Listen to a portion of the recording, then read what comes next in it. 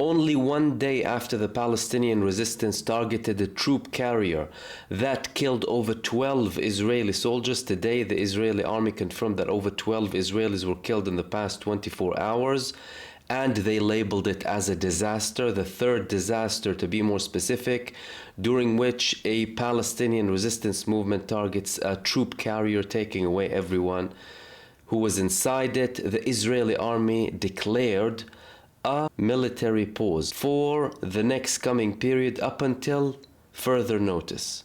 So they confirmed that they are having a temporary pause, a temporary ceasefire in areas in Rafah until further notice.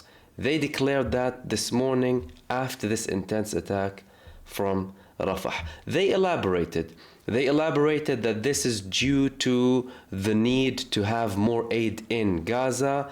Lots of the aid that's supposed to go through Rafah is going through Karm Abu Salim, or Kerem Shalom in Hebrew, and they need to make way, and therefore there is a requirement to have a pause, a military pause.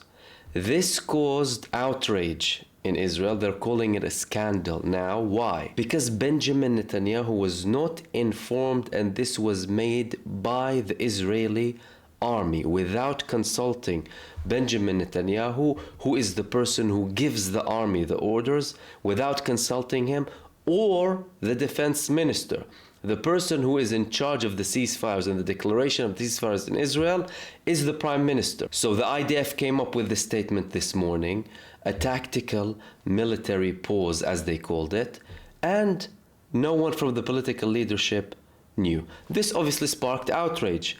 The defense minister himself, he was outraged by it, and he was surprised by the timing.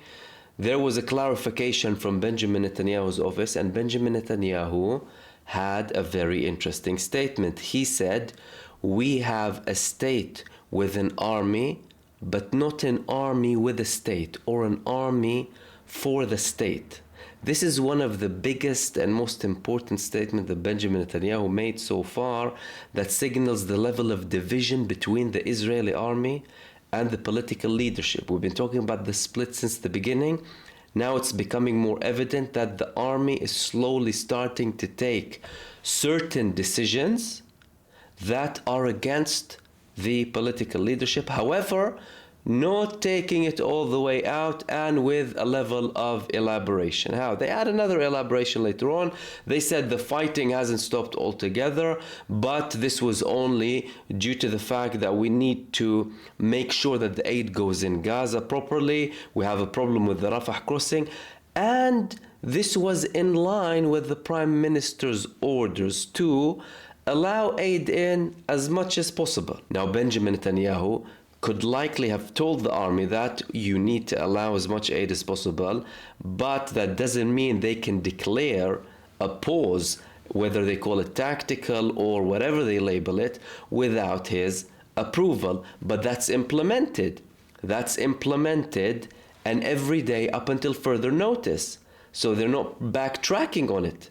Now, the fighting in multiple parts in Gaza is continuing, but this tactical military pause is continuing. So what's happening exactly? Well, before Israel invaded Rafah, the head of the military in Israel, Herzi Halevi, the chief of staff, he wasn't for an invasion of Rafah.